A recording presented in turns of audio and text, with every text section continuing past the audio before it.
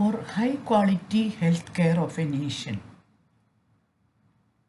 and continuing professional development and clinical governance agendas, the mechanism of lifelong learning is needed. We learn by reflective learning cycles in clinical healthcare. In any situation, it is like that. Now, what we need to know is called the learning objectives. What did we notice? That is known as the observational data. What have we learned from that? We call it the evaluation of the data, and by evaluation of data, we get the experience.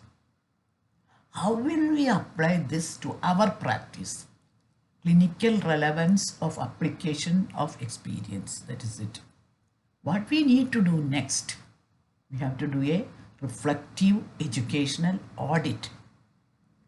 Now, are these things happening in our healthcare system? These are to be thought about. Now, this is essential for continuing science for the benefit of the society. Our profession is not for ourselves to gain something. It is for this society, for the nation, for the world. Therefore, a personal education plan, PEP, develops only in relation to a practice development plan, PDP. And this is within the area of integration of any healthcare development agenda. When I speak about the integrated healthcare, this personal education plan and the practice development plan are within it. The need to know the use of other medical systems, other healing practices prevalent in the society, not in our profession. The entire society has other prevalent practices. Now, these things has to be known by any practitioner, and it has to be demonstrable by self-assessment, that is the reflective learning cycles, and small group learning within the practices. This is essential as a work-based continuing education. To say that my system alone is good, you can't say that, but the people who are getting the benefit of other system will not say that. So don't cut off other systems from your knowledge. Knowledge systems, however much you learn, is good for you and for your profession only. By such interdisciplinary learning, we can assess our own professional limitations and our unlimited potentials by reflective learning cycles. After all, our aim is to give what you call sukha to the patient. No, we have to prevent diseases, you have to give cure for diseases. That is our aim. No, so this has to be thought about.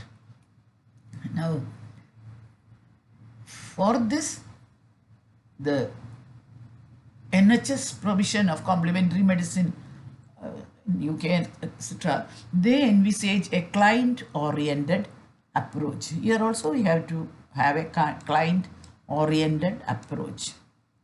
We also have it, in fact, actually. The primary and secondary cares, the informal carers, the clinics, all are for clients only, not for the doctors. At least in paper, it is like that. But that's not happening. That's another thing. Anyway, if intelligence is the capacity to adapt to the challenging situations, then the central nervous system and immune system has the ability beyond all others. If these supreme exemplars of rapid and subtle adaptation did not tap the other's limitless potential for variation, healing would not take place and we would not survive as a race. These are the words of Norman Geschwind. Now, so two systems we concentrate. One is the nervous system, the other is the immune system, which prevent diseases. These two things are very important for any human being. Now, as we are living in a gestalt, our genes, our cells, tissues, organs, our body, mind, everything is considered as the center. There is a cultural biosphere, the earth, the natural cosmos. Then there is a community where there are different languages, education, secondary groups exist. There is a personal or family background, the immediate surroundings, and the primary groups. We are a dynamic person, dynamic thing in a dynamic field, dynamic mandala. This is just art, So and all these things affect our health, and we have to, if you want to remain healthy in all ways, not only body health is nothing, body, mind, intellect, spirituality, everything has to be pick and span. For that, we have to think about our mandala, and we have to find out what is not good for us. What is not good for us is not good for any other person. So, in that way, we have to think. We have to think of the bad things in the mandala, in their field of Gestalt. Then decide. Now, when environment is polluted, when food and clean water is not available, when wastes are not disposed properly, and when job and education is not there, naturally the society, the community become unhealthy. Nature and human existence is intertwined, and disturbance of one disturbs the other. Mere expenditure on drugs and grand multispeciality hospitals alone will not be enough to ensure a nation's health and progress. So also the world's health and progress. This is the modern understanding of our health and value of integrating healthcare with indigenous methods suitable for each geographical situation becomes essential. Mind that word, integration, suitable for each geographical situation. Don't go for other things. Now, then the research to know the Indian situation. We are speaking about the Indian situation only here. To learn Indian situation on basis of preferences and attitudes of people of Kerala and at large of India, and to formulate an integrative approach with modifications according to India's needs. The research was undertaken. The popularity of complementary therapy is a code message. People prefer complementary therapy. If we get that data from the community, from the people, it is really a code message for demand for more acceptable and effective health care. This is not in India alone. In abroad also they are having a demand for alternative therapy. So don't think that it is, even though we also get the same thing in Indian research, it is the same in other countries also. This understanding is essential for all healthcare professionals, especially people who are practicing modern medicine. Only then we can improve our profession. That's what I am saying. It's not to downgrade our profession. I am also a person belonging to the modern medicine. No? I don't want to downgrade that, but I want the professionals in the modern healthcare profession to understand the need of this society, the need of the hour, and to make more acceptable and more effective changes for the sake of the society. That is something we have to do because our aim is that only. Now, why am I asking for integration through the golden link of music therapy? See, all of you know that the Ayurveda and the modern medical people they are crossing swords with each other. In this scenario, when I am introducing music therapy, there should be some reason for that. No, we will start from the first question. Why integration? Only then we will go to why through music therapy. Why integration? Now there are several numerous references for this. Now, I'm not going into the names of these people or the references because we are just talking about it. Those who want, you can search my book on the subject, especially the music therapy for integrated healthcare and word for world peace. That is the name of that book. In that all these references I have got. Anyway, the important trends in the present scenario is in international peer-reviewed specialist journals and studies on non-conventional medical practice have already appeared in established conventional publications. And report of British Medical Association Board of Science is in its favor. Universities have degree programs in complementary therapies. Majority of medical schools have begun to include material dealing with approaches in undergraduate curriculum also. Foundation of Integrated Medicine, FIM, established in UK already. National Center for Complementary and Alternative Medicine is established in USA for research and evidence collected as data. Effectiveness of non-conventional therapies have been proved by all this. Now, what is the reasons for popularity of CAM? Now, the Wellcome Trust in 2000 have reported this. They say that the reasons, one is pressure on the current health system.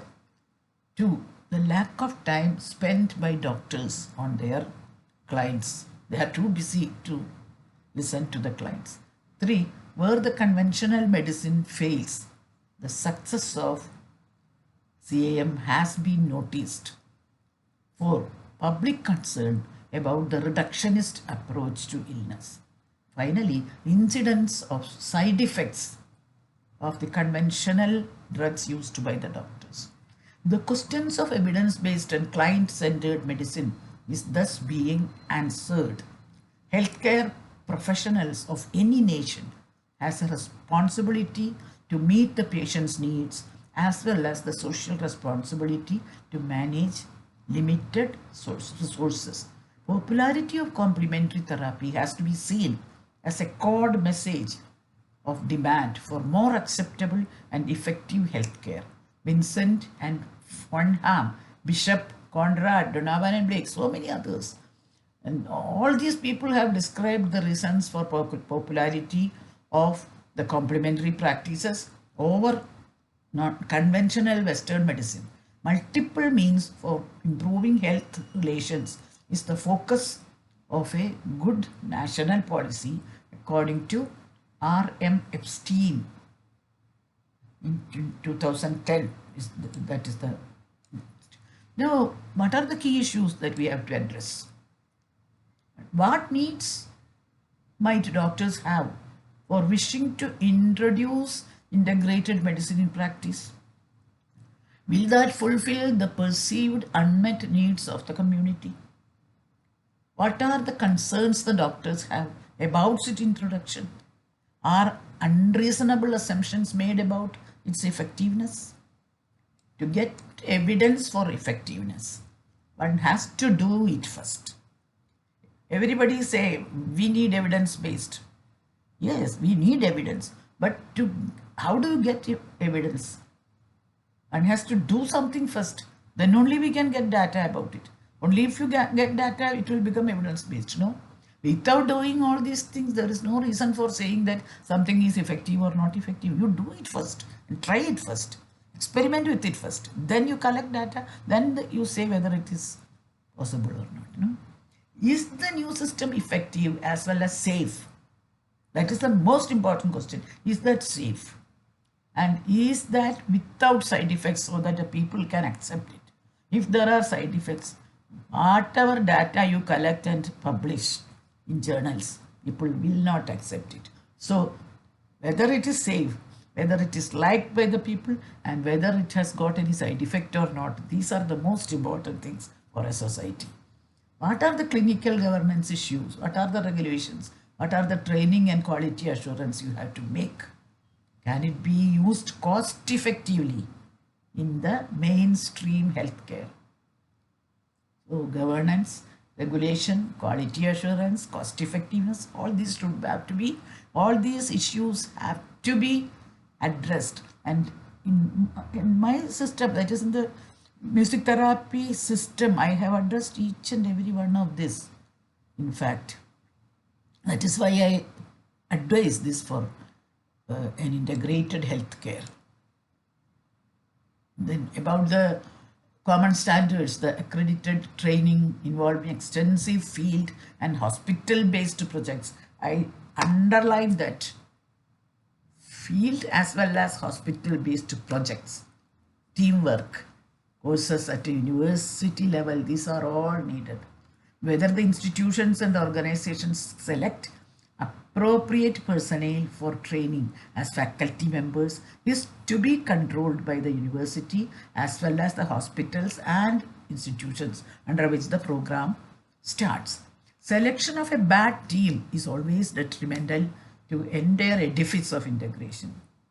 Most of the programs face a natural death because governmental selection is based only on seniority.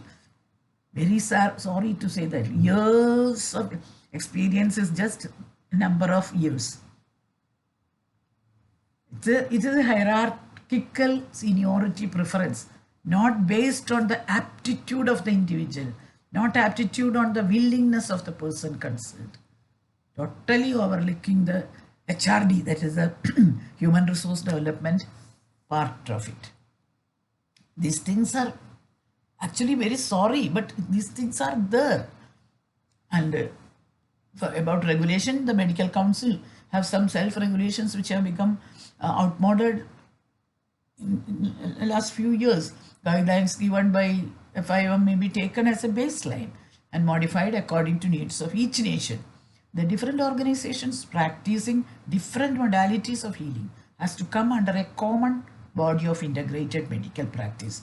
That is meant by integrated medical practice. Doesn't mean Ayurveda can use Western medicine as they want, or doesn't mean that the Western medicine people can use Ayurveda as they want. It is not mixing of different types of things. Integrated medicine is not mixing of different types of medical practices as some of the doctors have misunderstood. It is not. Under the same roof, different modalities of healing will be there, and the client is actually, they can choose what they want. At the same time, there will be the a cover of the other different types of in the same institution itself. Now that type of integrated healthcare system, the aim is actually to get the people cured, not for doctor. It is not a doctor oriented program. It is not one health system oriented program. It is an integrated program in which it is client oriented, it is family oriented, it is nation oriented, not for anybody else. Such a system has to come up, and I am happy to, in 2019 from Thrissur Medical College, the doctors called me and told me that music therapy is already included in the curriculum of MBBS students. I was so happy because I have been doing this type of what you call awareness programs, this, that, hospital oriented programs has to come up. The faculty training programs had to come up with the different universities. I have been doing all these things now, using music as a golden thread to make the integrated garland of all the healing methods, healing arts, healing sciences, bringing East and West for world peace and the meaningful existence of tolerance on earth. That message of Advaita given by the Bhagavad Gita, Sutre Manigana Iva, on the Sutra of music therapy. Music therapy as a thread on which we uh, make the different types of healthcare systems small pearls like that. We have to do it. That will naturally that will solve many of the existing problems and controversies themselves. Now, why through music therapy alone? That we will come later.